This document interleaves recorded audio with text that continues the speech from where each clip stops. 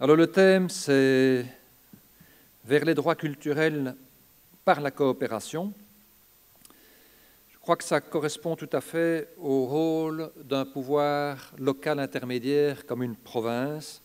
Et si on peut faire une analyse critique, mais une analyse critique, c'est toujours avec des points positifs et peut-être des points qui le sont moins, des récents décrets qui ont été pris par la Fédération Wallonie-Bruxelles.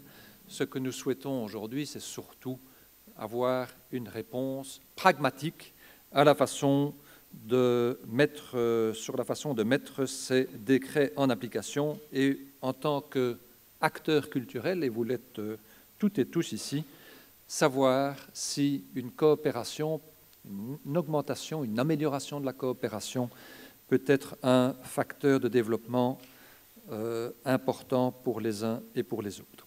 Alors, juste un mot, la province de Namur n'a pas initié sa politique culturelle hier ou avant-hier, non. Et d'ailleurs, en 2014, nous avons fêté les 50 ans de la Maison de la Culture, 50 ans d'action culturelle intense.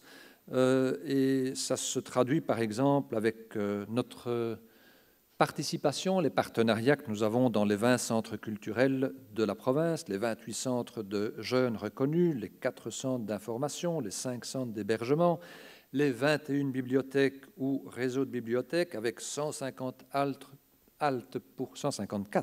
haltes pour le bibliobus, 27 pour le BD-bus, les 70 musées de notre territoire provincial, 40 associations d'éducation permanente, 18 centres d'expression et de créativité, 9 centres d'aide en milieu ouvert. Les objectifs de tout ça, c'est d'être plus proche des citoyens. C'est d'offrir une culture qui est à la fois pluridisciplinaire, qui est le plus décentralisée possible et surtout qui est accessible à tous les publics. Et je crois que notre volonté, le volontarisme que nous exprimons, c'est de répondre pleinement justement au développement des pratiques culturelles et ce, avec la plus grande coordination possible, la coopération, et ce, tant en amont qu'en aval, à savoir avec la Fédération Wallonie-Bruxelles, mais aussi, bien sûr, les acteurs locaux. Et pour prendre quelques exemples de ce que nous pouvons mettre à la disposition en termes de coopération, mais c'est notamment tout ce qui concerne les départements de la lecture publique, le secteur du théâtre-action, le TAPS, toutes les programmations musicales, le secteur cinéma, l'art plastique, nos 2 musées provinciaux, l'Office des métiers d'art, la cellule du patrimoine culturel qui s'est dépensée sans compter, notamment dans le cadre des commémorations 14-18 l'année dernière et cette année-ci, le 70e anniversaire de la Seconde Guerre mondiale, puis le soutien à nos opérateurs tels que la Rock School ou la mise en évidence des talents culturels via le Fonds Thirionnais. En période de difficultés économiques, en période de difficultés budgétaires, c'est souvent le secteur culturel qui est le premier visé par des économies. Bien, je crois qu'au niveau de la province de Namur, traditionnellement et encore maintenant, et essayons que ça soit une lame de fond, nous sommes parvenus à ne pas économiser dans les secteurs culturels. Au contraire, nous augmentons de façon substantielle, en tout cas en ce qui concerne bien sûr cette maison de la culture qui va connaître un relifting, une extension dans les années qui viennent, tout prochainement, mais aussi et parallèlement, et c'est tout aussi important, avec un soutien financier important vers les centres culturels locaux, parce que nous estimons que là aussi, il est important d'avoir une décentralisation la plus pointue possible, offrir des infrastructures qui sont aptes à l'activité, aux acteurs culturels. Ça ne se limite pas bien sûr à ça, et nous avons un programme, nous avons participé au programme de soutien aux bibliothèques. Nous continuerons à être partenaires avec la Fédération Wallonie-Bruxelles de ce qui était les médiathèques et qui devient les points culture. nous sommes vraiment aussi acteurs dans le cadre des centres d'expression et de créativité et tout ce qui concerne le patrimoine culturel, je l'ai dit il y a un instant.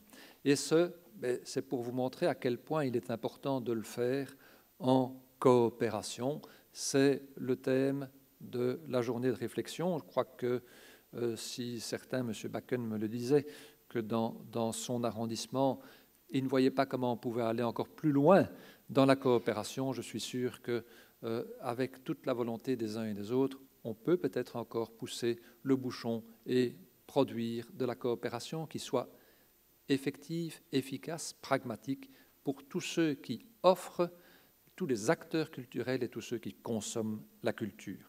Voici ce que nous vous invitions à débattre dans le cadre de cette journée, ce que, malgré le contexte difficile, je crois qu'il est difficile de ne pas concevoir ces échanges, cette volonté de coopérer, de faire des partenariats et d'assurer le droit culturel de façon fondamentale. Ce sont les enjeux qui sont aujourd'hui dans le programme, mais qui sont à mettre en chantier pour les actions de demain.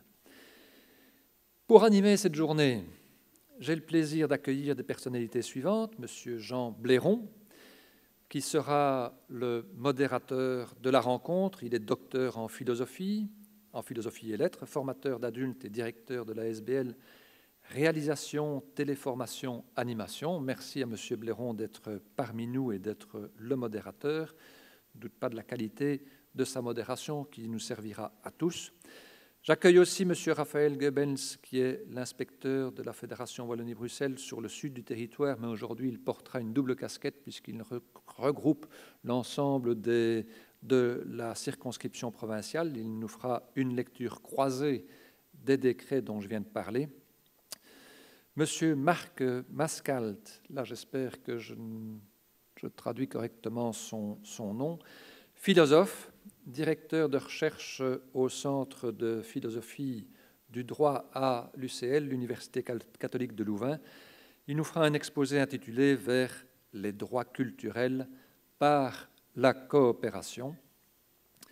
Je remercie aussi les personnes qui ont accepté de témoigner de leur projet de coopération qu'ils ont mené, à savoir notamment Valérie Urbain, coordinatrice du développement jeune public et du développement culturel à l'Opéra Royal de Wallonie, Madame Lebrun de la Fédération des maisons de jeunes pour une autre AIDA, c'est-à-dire un projet conjoint de la Fédération de la Maison des Jeunes et de l'Opéra Royal de Wallonie, Madame Émilie Dauphin et Monsieur Didier Guyot de la médiathèque du Centre social Yves Coppens à Signy-l'Abbaye.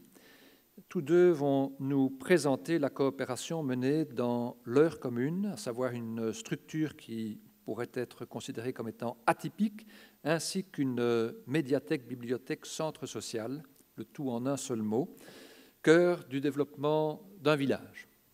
Et enfin, je souhaite vraiment remercier en les accueillant les nouveaux commanditaires, M. François Hertz et Mme Le Giers, qui nous font aussi l'honneur d'être présents parmi nous. Je remercierai bien particulièrement aussi tous les services provinciaux qui ont réussi à créer votre attention et votre participation à cette journée. Je vous souhaite vraiment le meilleur dans vos échanges et suis convaincu que les conclusions qui sont tirées par notre inspectrice générale, Madame Higuet, seront la synthèse de tous ces échanges et de l'enrichissement de ces échanges avec lesquels vous repartirez en fin de journée. Je vous remercie pour votre attention et cède la parole à Monsieur Blairon. Merci Monsieur Van Espen, bonjour à tous. Comme vous l'avez vu, notre journée a été construite pour faire dialoguer d'une part des questions de sens et d'autre part les enseignements de l'expérience. Et c'est de ce dialogue que nous pouvons espérer la réponse pragmatique que M. Van Espen nous indiquait dans son exposé. Alors les questions de sens, parce que la technicité des décrets et de leurs arrêtés d'application est souvent grande aujourd'hui. Elle génère pas mal d'incertitudes auprès des opérateurs. Et il ne faudrait pas que cela nous fasse courir le risque de nous faire oublier l'essentiel, à savoir les orientations qui font de ces textes et les enjeux dont ils sont porteurs. Voilà pour les questions de sens. Le registre des enseignements de l'expérience mérite une explication. Nous n'avons pas mobilisé ce registre parce que nous voudrions vous plonger, vous en tant qu'opérateur ici présent, dans un complexe imitatif. Nous ne pensons pas que voilà les exemples à suivre, ils sont parfaits, tâchez de vous appliquer à les reproduire un peu dans la logique de la naïveté européenne qui rêve souvent à l'implémentation tout terrain de bonnes pratiques ou de supposées bonnes pratiques. Donc ce n'est pas du tout dans cet esprit-là que nous avons convoqué ici des expériences, c'est parce que nous savons que l'expérience est productrice de questionnement, de réflexivité et de signification. Nous retrouvons là-bas la grande tradition de la formation des adultes qui a toujours prôné que l'expérience soit l'occasion d'une production de savoir légitime, surtout quand on y fait retour, et surtout quand on y fait retour, comme nous allons le faire aujourd'hui, collectivement. Donc nous aurons 2 exposés qui nous feront réfléchir aux questions de sens, et 3 expériences seront ainsi exposées et mises en débat. Alors, après chacune de ces séquences, nous avons prévu du temps pour essayer de croiser les registres ensemble, de construire, pourquoi pas, une intelligence collective, de diversifier en tout cas nos regards et de complexifier nos approches.